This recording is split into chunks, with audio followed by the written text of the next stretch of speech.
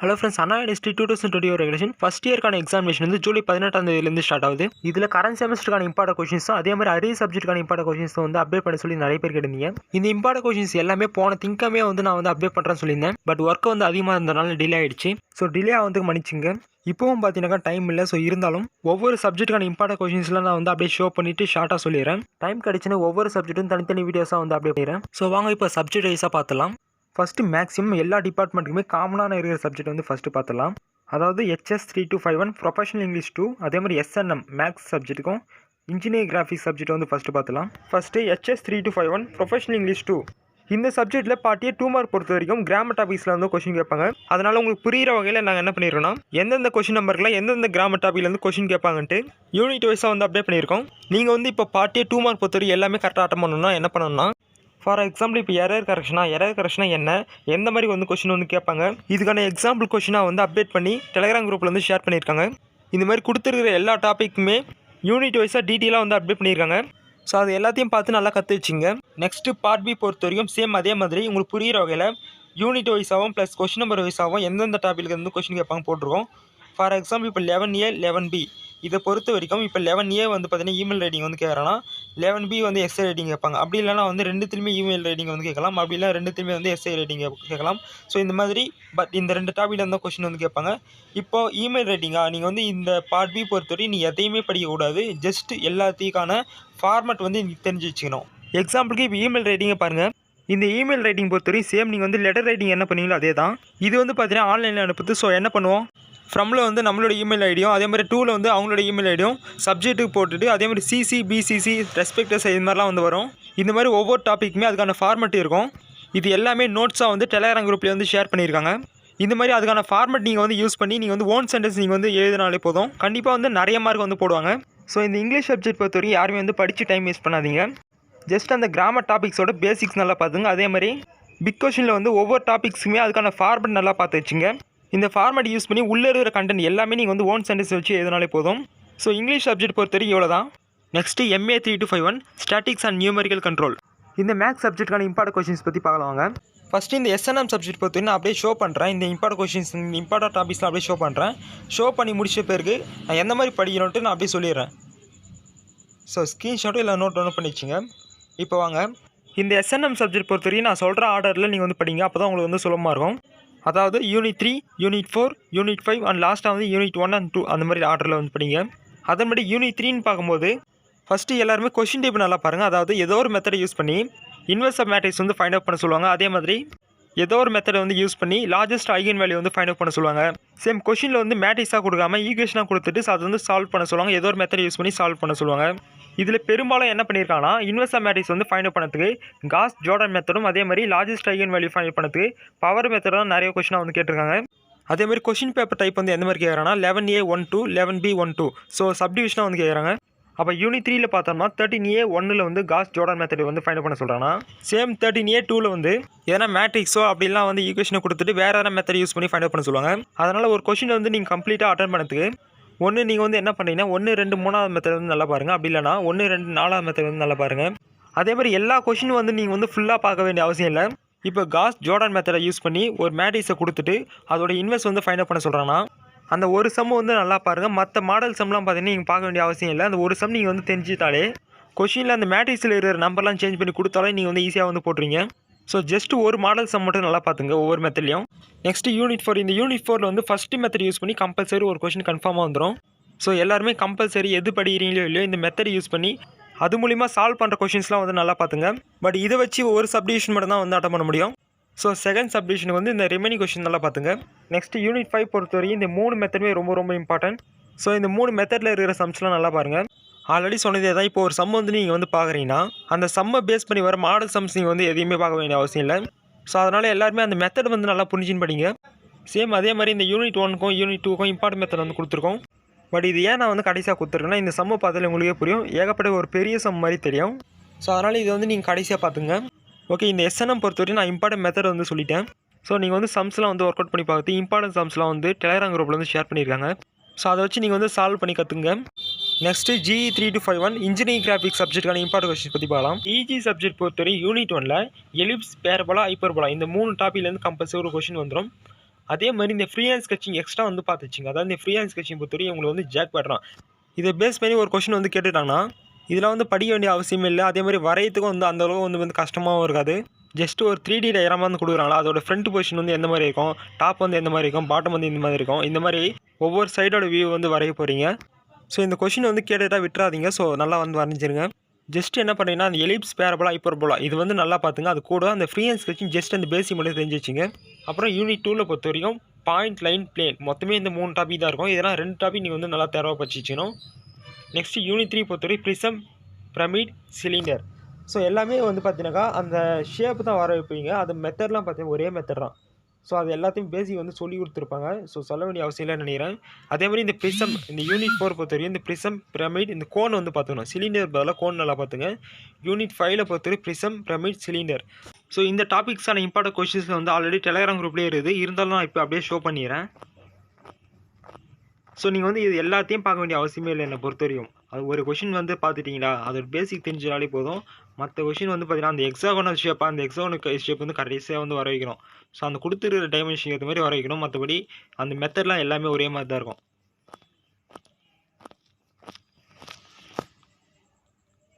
So இது எல்லாமே Telegram குரூப்லேயே இருக்குது. இருந்தாலும் நான் வந்து ஷோ பண்ணிடுறேன். அதோட லிங்க் வந்து கீழே டிஸ்கிரிப்ஷன் கொடுத்துறேன். ஸோ நீங்கள் வந்து ஜாயின் பண்ணிட்டு கூட நீங்கள் வந்து டவுன்லோட் பண்ணி கூட படிச்சிக்கலாம். First CS3251 programming in C.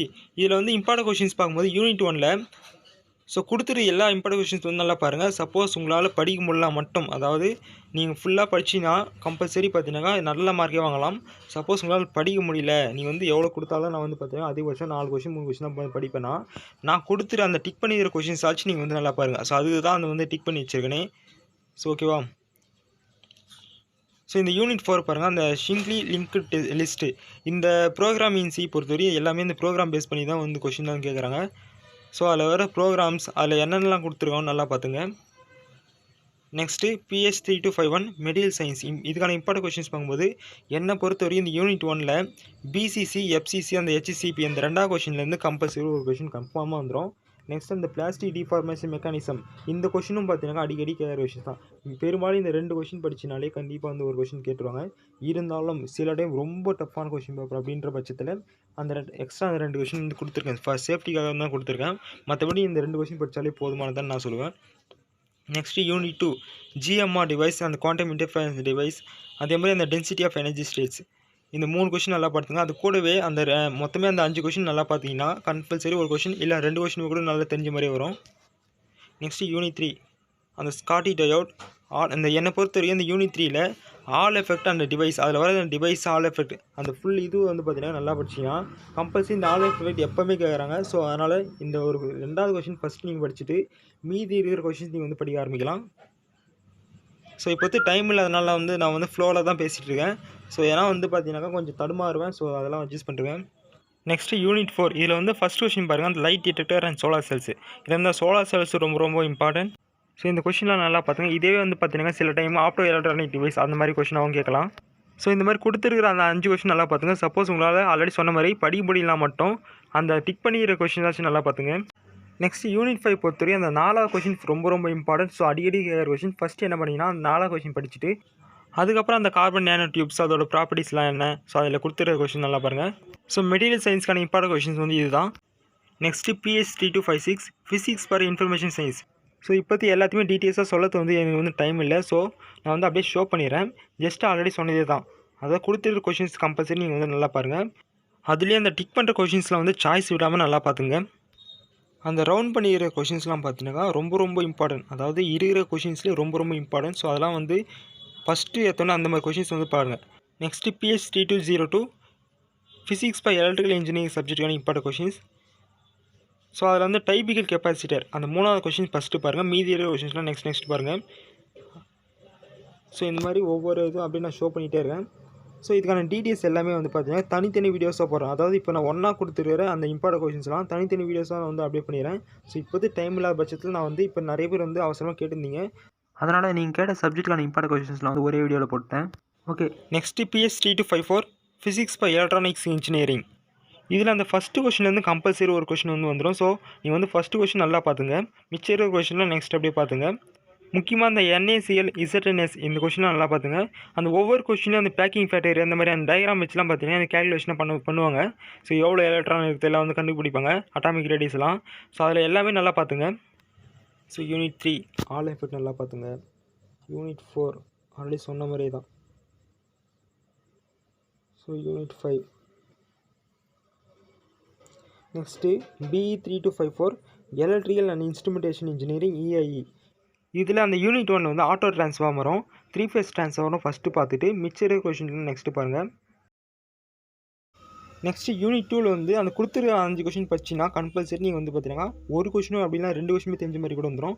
அதுலேயும் குறிப்பாக அந்த DC generator, brushless DC motor, stepper motor இந்த கொஷினில் வந்து நல்லா பார்த்துங்க. அதே மாதிரி யூனிட் 3ல் வந்து 4 கொஷின் தான் மொத்தமே இருக்குது. அதில் ஏன்னா 3 கொஷின் கூட நீங்கள் வந்து பார்த்துக்கலாம். எது உங்களுக்கு வந்து சுலபமாக இருக்கோ அந்த 3 கொஷின் நல்லா பார்த்துங்க. நெக்ஸ்ட்டு யூனிட் 4 DSO அந்த ஃபஸ்ட்டு கொஷின் ரொம்ப இம்பார்ட்டன்ட். எனக்கு தெரிஞ்சு இந்த கொஷின் வந்து இந்த டைம் வந்து கேட்பாங்க. ஸோ இது நல்லா பார்த்துங்க. ஸ்கூலவே பார்த்தீங்கன்னா அந்த 5 கொஷின் அதாவது அந்த ரிமைனிங் 4 கொஷின் நல்லா பார்த்துங்க. நெக்ஸ்ட்டு கடைசியாக வந்து யூனிட் 5 அந்த எர்த்திங்கு அந்த ஃபஸ்ட்டு கொஷின் நல்லா பார்த்துங்க. அந்த எர்த்திங்கில் வந்து கண்டிப்பாக ஒரு கொஷின் வந்து கேட்கறதுக்கு நிறைய வாய்ப்பு இருக்குது.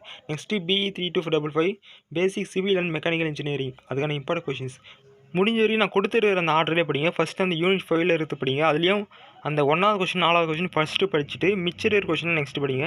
அதுமாதிரி யூனிட் 4 இதில் பவர் பிளான்ட் பேஸ் பண்ணி ஒரு கொஷின் வந்து கம்பல்சரி கேட்பாங்க. ஸோ முடிஞ்ச வரைக்கும் எல்லா பவர் பிளான்ட்டையும் நல்லா படிங்க. அதுலேயும் குறிப்பாக அந்த டீசல், நியூக்ளியர், ஹைட்ரோ எலக்ட்ரிக் இது மூணுத்தையும் நல்லா படிங்க. நெக்ஸ்ட்டு யூனிட் 3 இதில் ஃபவுண்டேஷன் நல்லா பாருங்கள். அதுமாதிரி யூனிட் 2 இதில் சிமெண்ட்டு சர்விங்லாம் நல்லா ஃபஸ்ட்டு பாருங்கள். அதுவும் ரிமைனிங் கொஷின் நல்லா பாருங்கள். அண்ட் லாஸ்ட்டாக வந்து யூனிட் 1 அவ்வளோதான். Next EE3251 electrical circuit analysis இந்த சப்ஜெக்டான இம்பார்ட்டன்ட் கொஷின்ஸ் பார்க்கலாங்க. இந்த சப்ஜெக்டான இம்பார்ட்டன்ட் கொஷின்ஸ் பொறுத்த வரைக்கும் ப்ராப்ளமாக தான் கேட்பாங்க. அதாவது இந்த மாதிரி சர்க்யூட் டயக்ராம் தான் மெயினாக வந்து கேட்பாங்க. ஆல்ரெடி நம்ம டெலகிராம் குரூப்லேயே ஷேர் பண்ண அந்த இம்பார்ட்டன்ட் கொஷின்ஸ் தான் வந்து இப்போ ஷோ பண்ணிகிட்ருக்கேன்.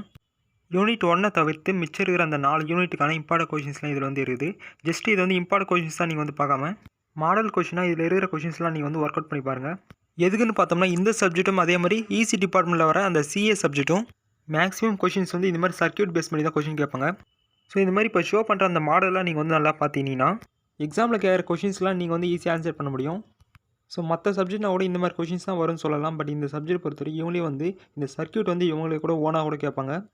ஃபார் எக்ஸாம்பிள் இப்போ அந்த ரெசோனன்ட் ஃப்ரீக்வன்சி, டைனாமிக் இம்பெடன்ஸ் அதெல்லாம் வந்து ஃபைண்ட் அவுட் பண்ண சொல்கிறேன்னா அதோட ஃபார்முலாலாம் நீங்கள் நல்லா தெரிஞ்சு வச்சுக்கணும். ஸோ சர்க்யூட் அந்த டயக்ராம் வச்சு எந்த மாதிரி கண்டுபிடிக்கிறாங்க இதெல்லாம் மாடல்லாம் தெரிஞ்சு வச்சிங்கன்னா ஸோ உண்மையான கொஷின்ஸ் வந்து கேட்கும்போது ஈஸியாக வந்து ஃபைண்ட் அவுட் பண்ணது ஈஸியாக இருக்கும். ஸோ முடிஞ்ச வரைக்கும் எல்லா மாடல்ஸும் நல்லா வந்து பார்த்தீங்கன்னா ஒர்க் அவுட் பண்ணி பாருங்கள். நெக்ஸ்ட்டு EC3251 சர்க்யூட் அனலைசிஸ்க்கான இம்பார்ட்டன்ட் கொஷின்ஸ் பார்த்தோம்னா இப்போத்துக்கு இந்த சப்ஜெக்டான இம்பார்ட்டன்ட் கொஷின்ஸ் வந்து 2017 ரெகுலேஷன் பேஸ் பண்ணி கொடுத்துருக்கோம். ஸோ இப்போதைக்கு இதுக்கு வந்து ஒர்க் அவுட் பண்ணி பாருங்கள். நாளைக்குள்ளே அதாவது இப்போ இந்த காலேஜில் வந்து கேட்டிருக்கோம். இப்போ வந்து ப்ராக்டிகல் எக்ஸாம் வந்து நடந்துங்க தான் நாளைக்கு தான் வந்து கம்ப்ளீட் ஆகுதான். ஸோ நாளைக்கு வந்து கொடுக்குறேன்னு சொல்லிடுறாங்க. அது வரைக்கும் இதில் இருக்கிற அந்த மாடல் கொஷின்ஸ்லாம் வந்து நல்லா ப்ராக்டிஸ் பண்ணிக்கோங்க. ஓகே ஃப்ரெண்ட்ஸ், அவ்வளோதான். மேக்ஸிமம் இப்போ எனக்கு தெரிஞ்சு நீங்கள் கேட்ட சப்ஜெக்டான இம்பார்ட்டன்ட் கொஷின்ஸ்லாம் இப்போ நான் ஷேர் பண்ணிட்டேன்னு நினைக்கிறேன். அதே மாதிரி இந்த ஃபஸ்ட்டு செமஸ்டர் அரே சப்ஜெக்டான இம்பார்ட்டன்ட் கொஷின்ஸ் வந்து அப்டேட் பண்ண சொல்லி நிறைய பேர் கேட்டிருந்தீங்க. ஸோ இதுக்கான இம்பார்ட்டன்ட் கொஷின்ஸ் வித் நோட்ஸோட கீழே டிஸ்கிரிப்ஷனில் வந்து லிங்காக கொடுக்குறேன். அப்படி இல்லைனாலும் நான் போன செமஸ்டர் போய் அப்டேட் பண்ண அந்த வீடியோஸோட லிங்க்லாம் வந்து கீழே டிஸ்கிரிப்ஷன் கொடுக்குறேன். முடிஞ்ச வரைக்கும் அதில் கொடுத்துருந்த அந்த இம்பார்ட்டன்ட் கொஷின்ஸில் வந்து முடிஞ்ச வரைக்கும் சாய்ஸ் விடாமல் நல்லா படிங்க. அதே மாதிரி நிறைய பேர் வந்து கமெண்ட்டில் கேட்டிருந்தீங்க அரே சப்ஜெக்டில் வந்து கஷ்டமாக கேட்பாங்களான்ட்டு. அந்த மாதிரிலாம் எதுவுமே இல்லை. அதாவது கரண்ட் செமஸ்டர் மாதிரியே தான் அரே சப்ஜெக்டும் வந்து கேட்பாங்க. ஸோ தைரியமாக படிங்க, ஈஸியாகவே பாஸ் ஆகிடலாம். அதே மாதிரி மறக்காமல் டெலகிராம் குரூப்பில் வந்து ஜாயின் பண்ணுங்கள். இப்போ நான் சொல்லாத நோட்ஸ் ஆகட்டும், சொல்லாத இம்பார்ட்டன்ட் கொஷின்ஸ் ஆகட்டும் எல்லாமே டெலகிராம் குரூப்பில் வந்து ஷேர் பண்ணிகிட்டே இருக்காங்க. ஸோ இப்போது ஒரே வீடியோவில் வந்து நிறைய சப்ஜெக்டான இம்பார்ட்டன்ட் கொஷின் வந்து அப்டேட் பண்ணுறது நிறைய பேர் கன்ஃபியூஷனாக தான் இருக்கும். ஸோ முடிஞ்ச வரைக்கும் சீக்கிரமாக தனித்தனி வீடியோஸாக வந்து அப்டேட் பண்ணிடுறேன். ஓகே, ஆல்ரெடி ரொம்ப டைம் ஆயிடுச்சு. ஸோ எத்தனை பேர் ஃபுல்லாக பார்த்தீங்க தெரியல, எத்தனை பேர் யூஸ்ஃபுல்லாக இருக்குன்னு தெரியல. ஸோ அட்லீஸ்ட் கொஞ்சமாவது யூஸ்ஃபுல்லாக இருந்திருக்கும்னு நினைக்கிறேன். ஓகே ஃப்ரெண்ட்ஸ், இந்த வீடியோ உங்களுக்கு பிடிச்சிருந்தா லைக் பண்ணுங்கள். ஸோ வேறு எதனா டவுட் இருந்தாலும் சரி, வேறு எதாவது தேவைப்பட்டாலும் சரி மறக்காமல் கமெண்ட் பண்ணுங்கள். மேலும் நிறைய தகவல் தெரிஞ்சுக்க நம்ம சேனல் வந்து சப்ஸ்கிரைப் பண்ணி வச்சுங்க. ஓகே, நெக்ஸ்ட் வீடியோவில் பார்க்கலாம். பாய்.